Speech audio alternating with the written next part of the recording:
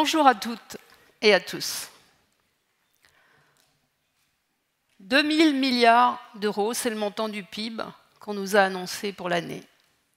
38%, c'est le taux d'augmentation des résultats du CAC 40 sur les 6 premiers mois. Des chiffres, des pourcentages, des graphiques à l'appui, on nous en fournit beaucoup, ils sont intéressants. Mais que nous disent-ils de la vraie vie?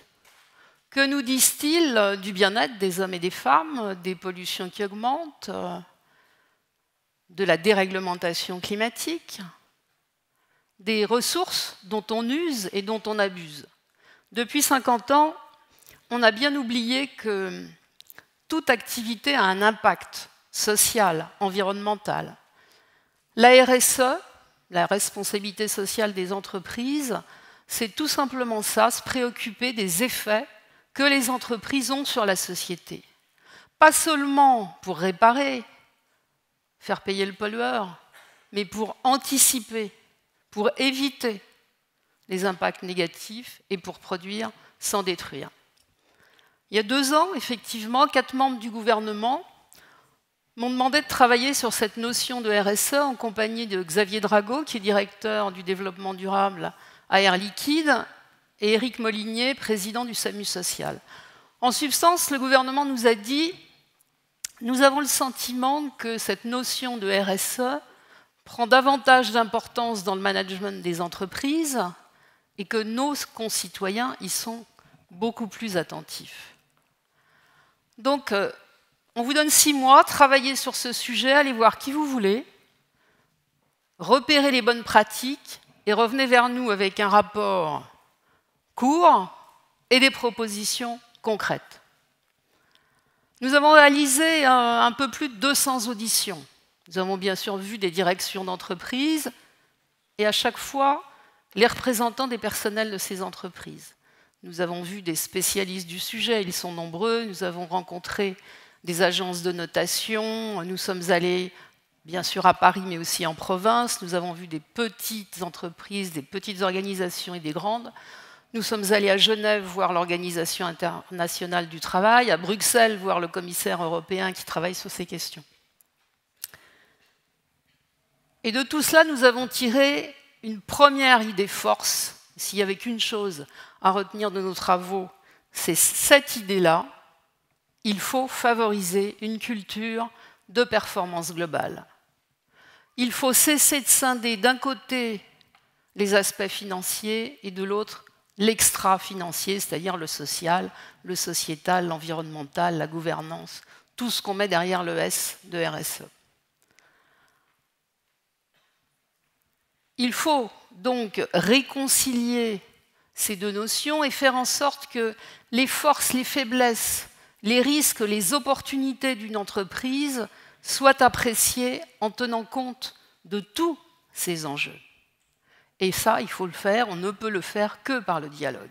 Je voudrais prendre un exemple qui est celui des politiques d'achat des entreprises. Ça concerne toutes les entreprises, quel que soit leur secteur, quelle que soit leur dimension. Et ça représente en moyenne 50% du chiffre d'affaires d'une entreprise. On ne compte plus aujourd'hui les controverses survenues autour des problèmes de sous-traitance. On ne compte plus, dirais-je, les scandales autour de cette question. Et vous vous souvenez de ce qui s'est passé au Bangladesh, ces entreprises du textile qui se sont effondrées parce qu'on n'avait pas pris le minimum de précautions en matière de sécurité et qui ont fait plus de 1000 victimes. Est-ce qu'on peut continuer à travailler de cette façon? Est-ce qu'on peut continuer à s'approvisionner sur la base du moindre prix? Ou est-ce qu'il faut tenir compte des conditions dans lesquelles sont réalisées les productions ou rendus les services? Humainement, la réponse est non. Mais économiquement, elle est aussi non. On a bien vu à travers cet exemple et à travers bien d'autres du même genre que le consommateur lui-même se détourne quand on identifie de telles pratiques et que par conséquent, cela fait peser un risque sur l'entreprise. On aurait sans doute besoin d'une législation qui permette de mieux réguler les rapports entre les entreprises mères et les entreprises filiales. On a surtout besoin d'une culture qui passe d'un rapport de donneur d'ordre à exécutant à une culture de coopération performante. Et ça, on ne peut le faire que par le dialogue. Il faut que les entreprises discutent avec leurs fournisseurs, avec leurs clients, avec les collectivités territoriales sur lesquelles elles sont implantées, avec les ONG, avec, bien sûr, leurs salariés et leurs représentants. Donc on s'est penché sur la question du dialogue social, d'autant que la lettre de mission nous demandait très expressément de mettre l'accent sur cet aspect. Alors j'en vois un ou deux qui sourient, qui sont en train de se dire « Elle a été syndicaliste, elle va nous vendre les syndicats ». Oui, j'ai été un temps de ma vie syndicaliste, j'ai été dirigeante de la CGT. Un temps de ma vie parce que syndicaliste, ce n'est pas un métier. C'est une fonction qu'on exerce de représentation pendant un temps de ses collègues. Et on en a besoin parce qu'on a besoin de corps intermédiaires. Le rôle des syndicats, c'est bien évidemment de défendre leurs adhérents et plus généralement les salariés. Ça les amène à des actions pour mobiliser, organiser des grèves, des manifestations. Mais ce que nous avons voulu dire dans le rapport avec mes deux collègues, c'est que le rôle des syndicats et des représentants des personnels en général, ce n'est pas seulement cela. Nous avons écrit très clairement que les syndicats, s'ils n'ont pas à se substituer, bien évidemment, aux directions d'entreprise ou aux actionnaires, sont légitimes à questionner le modèle économique. Ils sont légitimes à négocier et à intervenir sur les choix de l'entreprise et dans la définition de la stratégie de l'entreprise. Au fil de notre mission, nous avons rencontré, bien évidemment, beaucoup d'entreprises qui ont perçu que se pencher sur ces questions environnementales, sociales et le faire par le dialogue, ça permettait de mobiliser le salariat, ça permettait de récupérer et d'utiliser au mieux de l'inventivité, de la créativité. Nous l'avons vu aussi bien dans des grandes entreprises que dans des PME, parce que la RSE, ce n'est pas qu'une affaire de grandes entreprises. Mais pour prendre juste un exemple d'une grande précisément, Rhodia Solvay, très grosse boîte de la chimie-pharmacie. Elle a signé un accord mondial sur cette question de la RSE, au terme duquel elle s'est donné un certain nombre d'obligations, dont le fait de travailler partout où elle est implantée en respectant les normes sociales internationales. Et Rhodia Solvay n'est pas isolée. Nous avons aujourd'hui plus d'une centaine d'entreprises qui ont signé ce type d'accord cadre international. Alors, ils ne sont pas parfaits, mais ils créent de la norme sociale et ils sont un embryon de régulation internationale. Toute économie, y compris la plus libérale, a besoin de règles. On s'est aussi penché sur la question des branches, en se disant on ne va pas aller à la facilité, on va essayer de voir les branches où ça semble le plus difficile. Et on a invité le président de la branche du nettoyage, en se disant ceux-là, ce n'est pas des philanthropes. Et le président de la branche du nettoyage nous a expliqué que chez eux, l'un des problèmes identifiés dans leurs entreprises, il y a plus de 1000 entreprises dans le nettoyage, l'un de leurs problèmes était l'illettrisme d'une partie des salariés.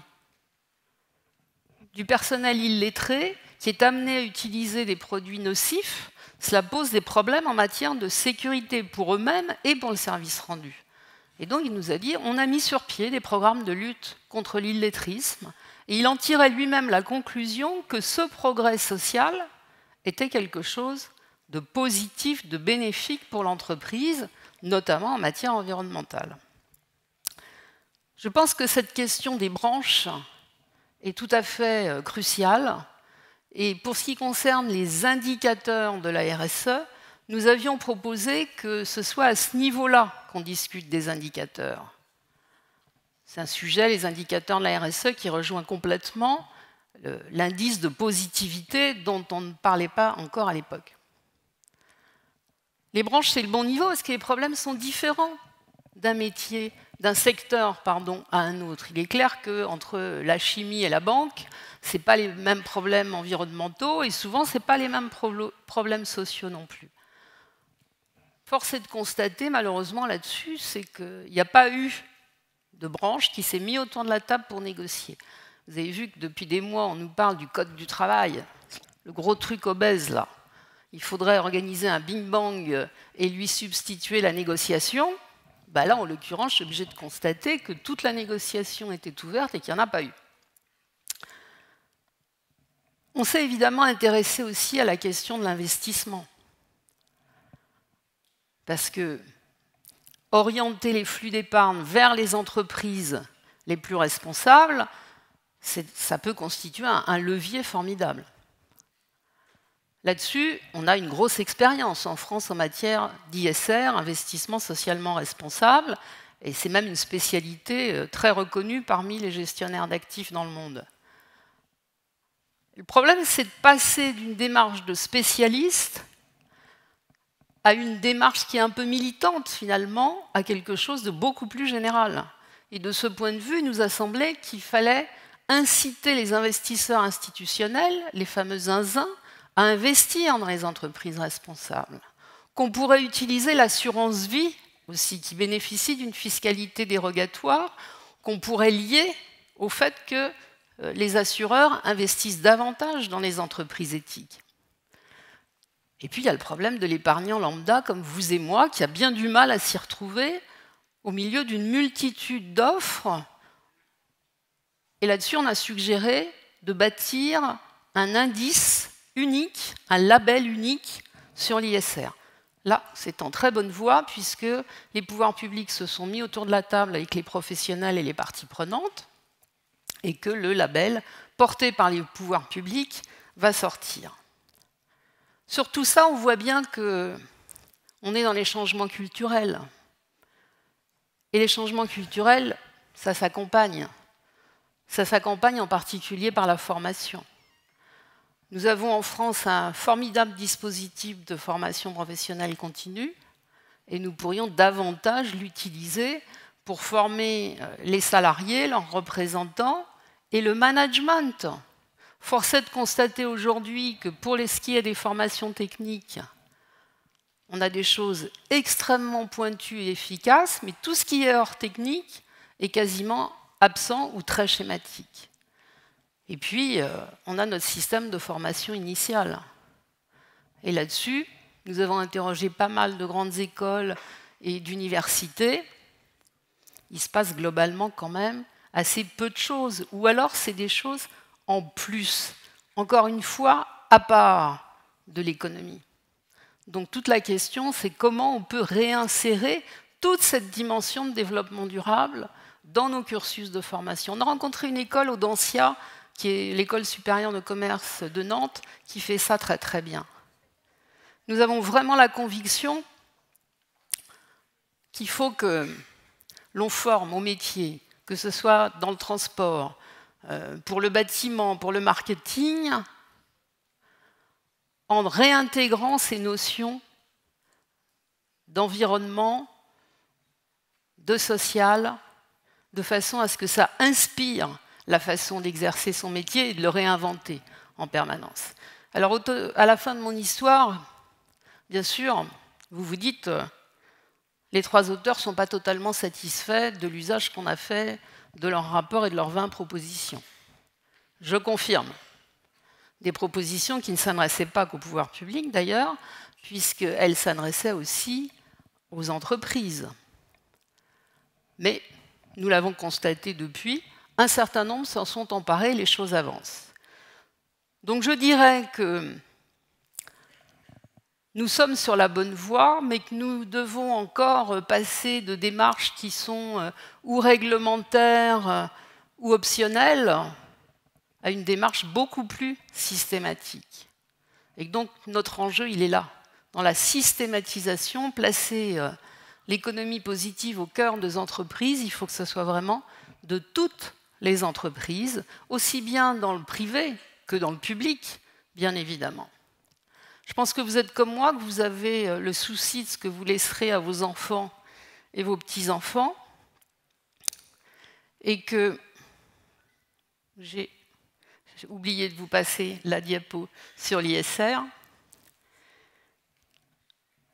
et la formation, que vous avez le souci de vos enfants, de vos petits-enfants, et pour ma part, j'ai le souci le même que le vôtre, et j'ai en particulier le souci de ce jeune Alex, qui est le plus jeune de ma famille, qui nous regarde, et je me dis qu'il sera en mesure dans quelques années de nous demander des comptes, et je voudrais bien ne pas pouvoir lui répondre seulement avec le chiffre du PIB. Je vous remercie de votre attention. Merci Livia.